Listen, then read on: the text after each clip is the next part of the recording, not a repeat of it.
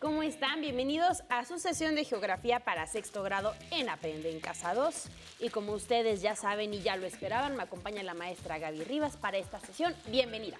María, es un honor trabajar contigo. Muchas gracias por la bienvenida y es un honor también saber que nos están acompañando alumnas y alumnos de sexto grado en esta clase de Geografía. María, ¿tú eres originaria de la Ciudad de México? Yo sí, pero mi familia no. Mis abuelitos son originarios de Chignahuapan, Puebla. Saludos. Saludos. Y es muy diferente a pues, lo que uno ve normalmente aquí en la ciudad. A mí me gusta mucho ir porque pues uno va por la carretera y de repente empiezan los pinos y a lo lejos se ve el pueblito que está precioso y al cual acostumbramos ir por lo general por las épocas de Navidad porque hacen unas esferas increíbles. Y mis abuelitos ahí tienen una pequeña casa que está hecha toda de madera, como la mayoría de las casas que están alrededor, y todavía conservan una cocina de adobe en la que mi abuelita nos hace unos platillos. Uy, ¿qué les puedo yo decir? Son la cosa más rica del mundo. Pero sí se nota mucho este contraste porque es un pueblo muy tranquilo, hay poca gente y me gusta mucho ir, lo extraño. Pues María, fíjate que esta información que tú nos comentas es muy interesante, está abonando mucho al tema que vamos a ver el día de hoy y precisamente tiene que ver con reconocer las diferencias entre el campo y la ciudad. ¿Y cómo fue que llegaste aquí a la ciudad, María?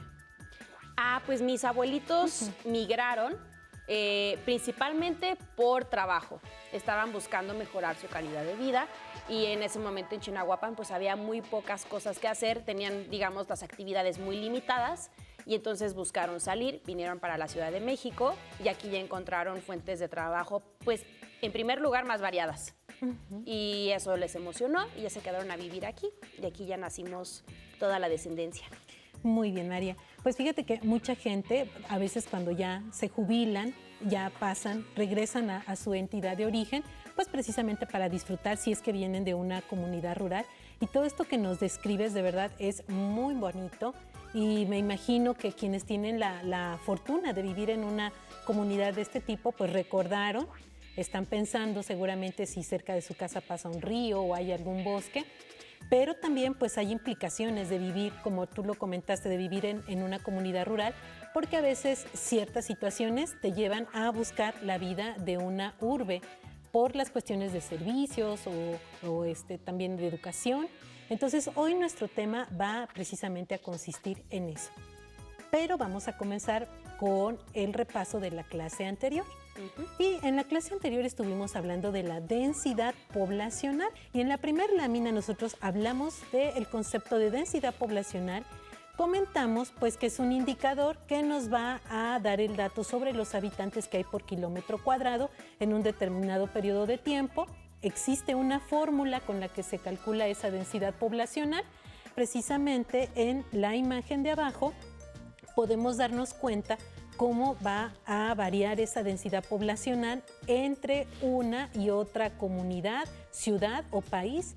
Entonces vemos que a veces en ciertos lugares se concentra mayor población y esto va a generar también ciertos problemas, ya lo dijimos, de servicios, salud, educativos, de transporte.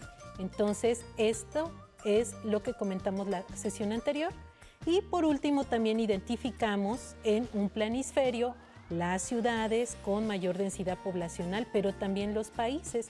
Entonces aquí destacamos pues la India, China, Japón y fue muy relevante estar viendo estos datos porque también nos indican pues la manera en que se están dando estos cambios en la población a nivel mundial y qué precisamente necesidades deben de atenderse de manera prioritaria dependiendo de pues, la composición de la población, de esta densidad poblacional y de la población total de cada país. Y te voy a presentar una lámina donde tenemos una definición, María, sobre el campo y la ciudad. Y entonces ahí tenemos una imagen muy bonita del campo que seguramente te va a hacer recordar Chignahuapan, que dice del latín campus, llanura, espacio de batalla. Hace referencia a un terreno de grandes dimensiones que se encuentra alejado de la ciudad. Se llama también zona rural. Y la ciudad es población cuyas actividades económicas principales son la industria, el comercio y otras no vinculadas con las actividades económicas primarias como son los servicios, y se llama también zona urbana. Y como te puedes dar cuenta, pues a simple vista destacan pues las diferencias en cuanto a las construcciones, en cuanto a las áreas verdes que no se perciben en la ciudad, y también pues las calles, avenidas. Entonces pues así a grosso modo nos damos cuenta de esas diferencias. Pero ahora vamos a ver un video precisamente para complementar esta información sobre el campo y la ciudad. Pongan mucha atención y de hecho la invitación es a que puedas en tu cuaderno trazar una línea a la mitad y de un lado pues empieces a escribir las ideas que tú rescates del video y que tengan que ver con el campo, y en el otro lado con la ciudad. Entonces estén muy atentos tomando nota de lo que les parezca interesante del video. ¡Hola, internautas! Entre la Ciudad de México y el pueblo de Los Remedios, en el Estado de México, se puede observar una concentración de vialidades, edificios y centros comerciales. ¿Saben qué diferencias existen entre un espacio urbano como la Ciudad de México y uno rural? Hola, los invito a ver la siguiente cápsula para responder estas dudas.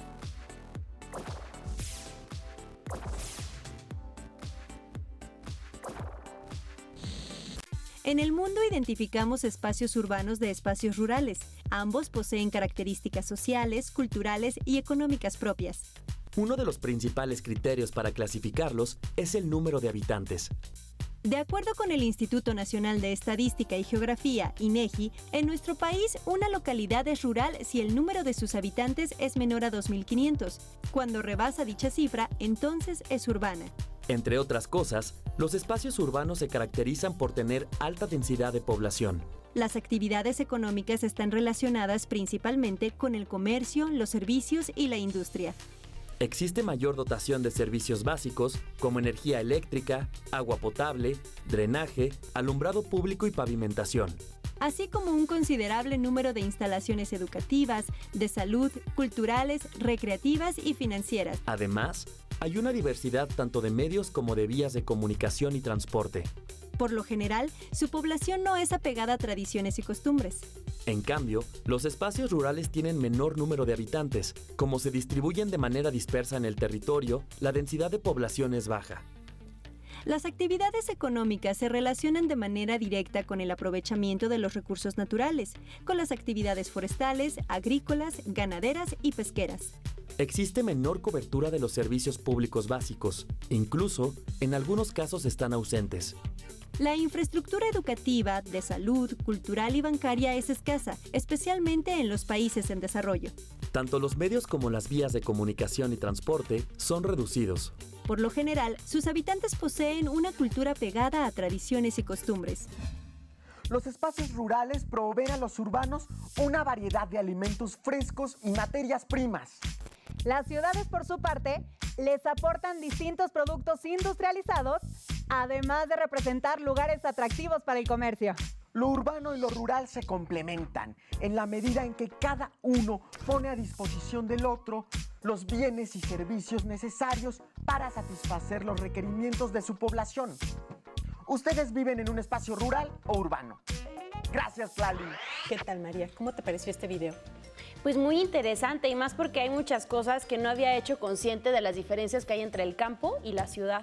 Sí, y precisamente tenemos una lámina aquí atrás donde pues vemos que la densidad poblacional, que se refiere a la cantidad de personas que vive, pues va a ser diferente en una comunidad rural que en una comunidad urbana. También nos hablaron en el video de los medios de comunicación, de los tipos de construcción, es más, los vimos, cómo son las casas también, los servicios que hay, las actividades económicas que predominan tanto en una comunidad rural como en una urbana, y los medios de transporte. Vimos ahí cómo la gente se traslada y pues también de las vías por las que lo hace. Entonces vamos ahora a ver la página 87 de tu libro de texto. María se las va a presentar porque vamos a ver ahí información que nos va también a abonar a este tema y un cuadro que vamos a elaborar. Entonces voy a leerte la información y nos dice: Carlo mencionó en el correo electrónico cuáles pueden ser las ventajas de vivir en las grandes ciudades donde hay mucha población como Sao Paulo, así como las necesidades y los problemas que se generan en un espacio geográfico como este. De acuerdo con la información del correo presentado en tu cuaderno, es una lista de las ventajas y desventajas de vivir en grandes ciudades. Y esto, pues yo también los invito a que lo consideren dentro de ese apartado que te invitamos a hacer en tu cuaderno, que coloques cuáles son las ventajas y desventajas precisamente de vivir en una comunidad rural como en una urbana.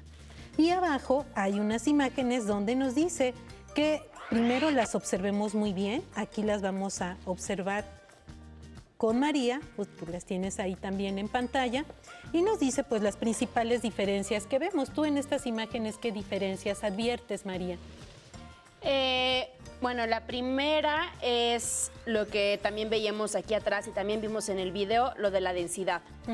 Y también el medio de transporte que se está utilizando. En el caso de la ciudad, pues vemos que hay una abundancia de automóviles y de motocicletas, sistemas de transporte, mientras que en la imagen del ámbito rural, pues solamente vemos ahí a un par de mulitas y pues vemos una calle en realidad desierta.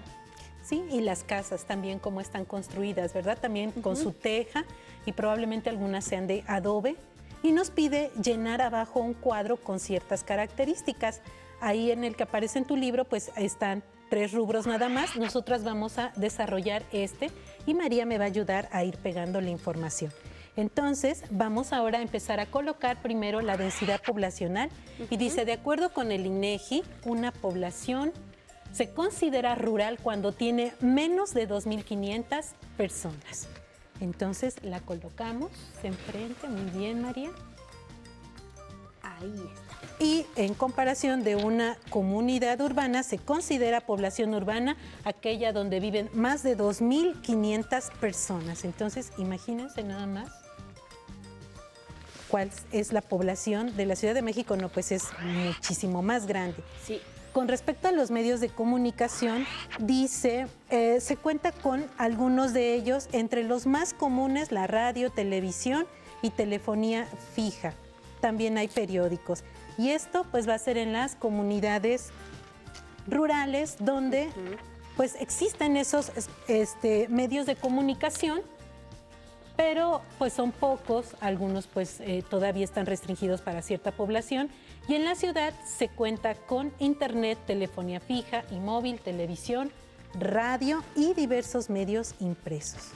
Entonces también esa es una pues de las características de la comunidad urbana, que podemos estar mejor comunicados e informados. Y en cuanto a las construcciones, dice, hay casas de un nivel elaboradas con palma, madera, adobe o ladrillos, como nos lo comentaba María, que sucede en Chinahuapan y en algunas otras comunidades también. Son los materiales con los que se construyen las viviendas, porque son los que predominan precisamente en esa región. Y en la ciudad, pues la mayoría de las construcciones son edificios multifamiliares, vecindades.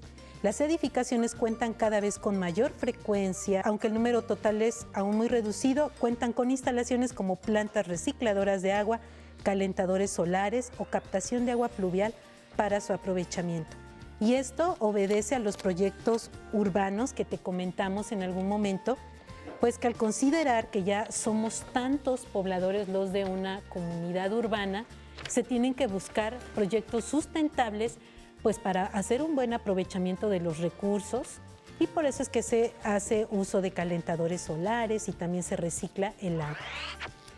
En cuanto a los servicios públicos en una comunidad rural, dice, los servicios públicos como agua, luz, drenaje, salud, educación y transporte son limitados o se carece de alguno de ellos. Y María, precisamente en esa descripción que nos hacía de Chinahuapan, pues nos dijo que por esa misma situación sus abuelitos habían tenido que emigrar a la ciudad en esta cuestión de los servicios. Entonces sí nos damos cuenta que existen en una comunidad rural, pero pues a veces son escasos o no son suficientes para toda la población que hay ahí, que aunque es una densidad baja, pues a veces no resultan suficientes. Y en la comunidad urbana se cuenta con todo tipo de servicios, aunque hay carencia o escasez de algunos, como agua potable. No son siempre suficientes o de calidad debido a la gran demanda por la cantidad de usuarios. Entonces, este factor de los servicios públicos, como ustedes pueden darse cuenta, pues no es garantía estar en una ciudad para contar con todos ellos, porque al ser muchos habitantes, al haber una densidad de población alta, pues a veces tampoco son suficientes. Y con respecto a las actividades, María, ¿cómo son las actividades de una población rural? Pues se centran en la agricultura, en la pesca, la minería y la explotación forestal.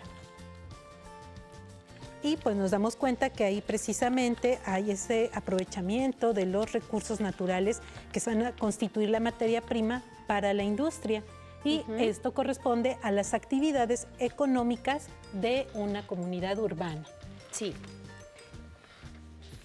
Que son actividades secundarias como la industria y actividades terciarias, que lo comentamos que son los servicios. Y con respecto a los medios de transporte, pues por lo que vimos en el video y lo que vimos también en la imagen de tu libro, pues nos dice que se va a dar en camionetas, vagonetas, animales de carga, bicicletas, tren y autobuses. Y con respecto a la ciudad, pues vamos a tener que los medios de transporte que nosotros encontramos son el metro, metrobús, taxis, autobús, microbús, bicicleta, moto.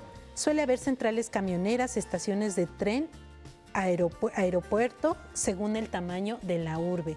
Entonces, pues está bien comunicada, hay la infraestructura, pero también eso a veces complica precisamente la movilización de las personas en la ciudad. Así es, nosotros lo veíamos hace poco. Cuando alguno de estos sistemas falla, pues en realidad la movilidad de casi toda la ciudad se ve afectada porque va haciendo un efecto que nosotros le decimos como el efecto ola. Por ejemplo, si llega a fallar el metro, pues se empiezan a llenar los autobuses o todas las vías, digamos, secundarias que uno podría tomar y eso va ocasionando más tráfico. Así es, María. Entonces, pues aquí tú puedes darte cuenta de estos indicadores, cómo es en una comunidad rural y cómo es en una comunidad urbana. Y yo lo que te invito pues es a que tú rescates esta información, que puedas ir llenando tu tablita y vamos a pasar a unas últimas hojas del libro para leer la información que ahí aparece. Son las páginas 88 y 89. Sí, son estas, para ahí que ustedes las vayan siguiendo en su casa. Y tienes también unas imágenes, pero vamos a leer la información de la página 88, donde nos dice: algunos servicios y actividades son semejantes en el medio rural y en las ciudades, pero otros son diferentes. En el medio rural se desarrollan principalmente las actividades del sector primario, agricultura, ganadería y el cultivo de árboles, porque requieren amplias extensiones de suelo fértil para sembrar, algo con lo que no se cuenta en una ciudad. En las ciudades, por otro lado, suelen desarrollarse las actividades económicas de los sectores secundario y terciario, es decir, las que se relacionan con la industria y los servicios. Del mismo modo, tanto en las zonas rurales como en las ciudades se utiliza el teléfono, pero la concentración de personas en las ciudades es necesario un mayor número de aparatos telefónicos, pues se realizan más llamadas. Por lo tanto, se emplean más kilómetros de cableado, más postes y hay más encargados de repararlos y mantenerlos en funcionamiento. Como en las ciudades la densidad de población es mayor, el suministro de productos y servicios para cubrir las necesidades también es más grande. Y esto nos lo comentó también María, que cuando se tienen que traer precisamente esos productos del campo a la ciudad, van a encarecer también su precio. Y necesitamos, nosotros lo mencionaron en el video, necesitamos del campo precisamente en una comunidad urbana para abastecernos y cubrir precisamente esas necesidades de alimentación, entre otras cosas. La materia prima pues es básica para que empiecen la actividad industrial y si no, pues no habría esas fuentes de empleo también.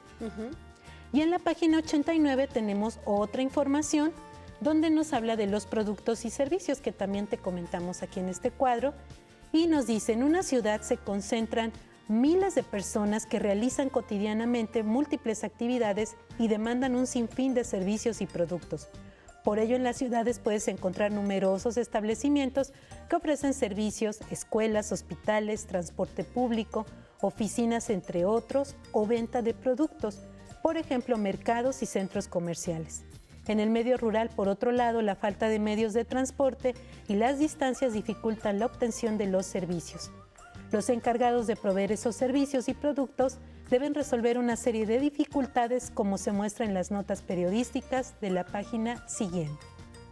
Y esto pues lo vamos a continuar revisando porque realmente pues son dos comunidades en las que se concentra la población, a lo mejor en algunas pues con mayor cantidad, es más grande la densidad, pero finalmente pues dependemos unas de las otras. Y tenemos unas preguntas, María. Así es. La primera pregunta que nos envían dice, si la vida en el campo es tan tranquila, ¿por qué la gente emigra a las ciudades? Pues lo comentamos con María al inicio y de verdad esto pues a veces es complicado, por ejemplo, para las personas adultas o que requieren algún servicio de salud, trasladarse en su comunidad rural a hospitales o a clínicas, entonces buscan ese servicio médico. O para la población que se encuentra estudiando, a veces si no hay universidad, si no hay escuelas a nivel medio superior, pues esto va a generar esa necesidad de trasladarse a una comunidad urbana. Entonces, principalmente se hace en busca de una mejor calidad de vida y de servicios. La segunda pregunta es, ¿dónde hay más población? ¿En el campo o en la ciudad? Pues la densidad poblacional es más alta en una comunidad urbana, ahí vamos a encontrar mayor población y pues a mucha gente a veces tiene que dejar el campo no porque quiera, es por necesidad, se van concentrando, María lo comentó también en su relato, aquí llegaron sus abuelitos, su mamá se casó, creció ya toda la familia y entonces eso va aumentando la población. Y la tercera pregunta dice, ¿a qué tipos de comunidad ha afectado más la pandemia del COVID-19? ¿Rural o urbana? Pues evidentemente esto afecta a ambos tipos de población, pero aquí recordemos las características. Hay una mayor densidad poblacional, por lo regular la gente trabaja en una comunidad urbana, trabaja en espacios cerrados, se transporta, por ejemplo, en el metro, en un microbús, van en un espacio cerrado y si no atienden las medidas de prevención que se están repitiendo constantemente, pues evidentemente el contagio va a ser mayor. En cambio, en la comunidad rural, pues trabajan en espacios más abiertos, a veces no hay esa necesidad de utilizar transporte público, lo hacen caminando o están al aire libre, entonces se reduce un poco el riesgo. Pero estas medidas se deben de acatar en ambos tipos de comunidad, tanto rural como urbana, porque el contagio es latente. Y maestra Gaby, a mí me gustaría, con su permiso, ¿verdad?, invitar a los niños a que si están haciendo la actividad de la materia de lengua materna, del reportaje, y si lo van a hacer sobre su localidad, pues que entrevisten de la forma que sea más pertinente y segura para sus familiares y para ustedes. Por ejemplo, si están en alguno de estos centros urbanos que hace poco relativamente todavía tenían o eran rurales, que les pregunten cómo han ido cambiando, cómo se han ido modificando, qué mejoras han tenido o en qué aspectos han empeorado su calidad de vida. Y esto, pues, bueno, en algunos casos será subjetivo, a lo mejor ya habrá quien diga, pues ahora ya tenemos mucho tráfico, pero en contraposición tenemos mejores servicios. O ustedes investiguen y pregúntenle a quien tengan en casa o cuando sea seguro, pues pregunten para que vean cómo ha cambiado y así también ustedes puedan tener más información de cómo es la localidad en la que ustedes habitan. Claro que sí, María, y tienes toda la razón. Estos temas finalmente se vinculan entre una y otra asignatura porque estamos hablando de un reportaje sobre tu comunidad y estás investigando precisamente cómo se originó o si tuviste que salir inclusive de una comunidad rural, por qué lo hiciste para venir a la ciudad y qué te gustaba también de tu comunidad rural. Todo eso se puede destacar en el reportaje y pues aquí tenemos más ideas para hacerlo. Así es. Entonces ustedes recuerden, consulten todas las fuentes, no se olviden de la bibliografía que era muy importante y lo más importante es que ustedes hagan estas actividades que les recomendamos. Maestra Gaby, como siempre, muchas gracias. A ti, María. Hemos terminado con diferencias entre campo y la ciudad y espero que lo hayan disfrutado tanto como la maestra Gaby y yo. Hasta la próxima. A continuación, lengua materna clase bilingüe. Pero antes, vamos a una cápsula musical. Hoy serán curiosidades especialmente sobre instrumentos musicales. 1. Hoy en día es muy normal escuchar música instrumental. ¿Pero qué creen? En la antigüedad se consideraba que la música interpretada con instrumentos musicales era diabólica y solamente las voces eran aceptadas como algo divino. 2. ¿Conoces este instrumento? Seguro que sí, es una guitarra. ¿Sabías que también le llaman la lira? Esto es porque la guitarra es una evolución de uno de los primeros instrumentos de cuerda, la lira. La construían con el caparazón de una tortuga, 2 palos de madera o cuernos de animales unidos y una vez hecho esto, le ataban cuerdas y las afinaban. Los instrumentos de cuerda son todos aquellos que tienen cuerdas y se hacen sonar pulsando, frotando o percutiendo las cuerdas, como el salterio que construimos en otro programa. 3. ¿Sabías que hay instrumentos que parecen mágicos? Escuchen. El teremín es un instrumento musical que parece mágico, porque para tocarlo el intérprete debe mover los brazos y las manos como acariciando el aire sin tener contacto con nada, creando atmósferas inquietantes e hipnóticas. Es sorprendente, ¿no? 4. ¿Sabías que hay personas que construyen instrumentos que simulan a toda una orquesta? Siempre han existido inventores de instrumentos peculiares. Hoy les presentamos el American Photo Player. Es un instrumento que junta los sonidos de varias percusiones a una especie de piano con fuelles de órgano. Es fabuloso cómo puede crear tantas melodías y efectos de sonidos a la vez. 5. Un instrumento de aliento muy original es el clarinete de zanahoria. Sí, de zanahoria. Está construido literalmente con una zanahoria agujereada. Escuchen.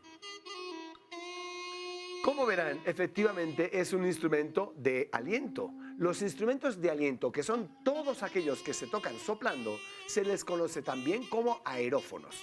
Es decir, que suenan a partir de las vibraciones del aire. Y también se les conoce como instrumentos de viento. 6.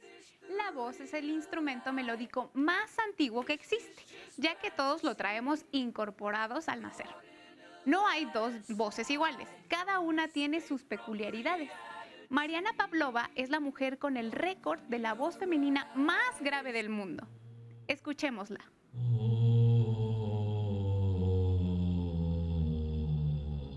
¡Bravo, Pavlova! 7. ¿Sabían que el tambor más antiguo que se conoce en el mundo está hecho con la piel de un mamut que estaba congelado en la Antártida? El hombre de la prehistoria utilizó la piel del animal que se preservó desde la era de hielo, la estiró y creó este tambor. El tambor data de hace 30.000 años, imagínense. 8. ¿Sabías que hay un instrumento que no suena? Se trata de la batuta. La batuta es la varita que mueven los directores de las orquestas.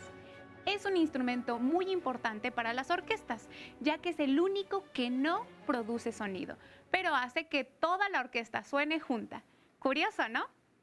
En el próximo programa de Instrumentos Caseros usaremos un tubo de cartón, palillos de madera, cinta adhesiva, arroz, una hoja de papel, tijeras y tachuelas. Mañana más, pero a lo mejor porque es imposible aquí en Aprende Música en Casa. Si no tienes el libro de texto o necesitas ayuda para responder las preguntas, contáctanos.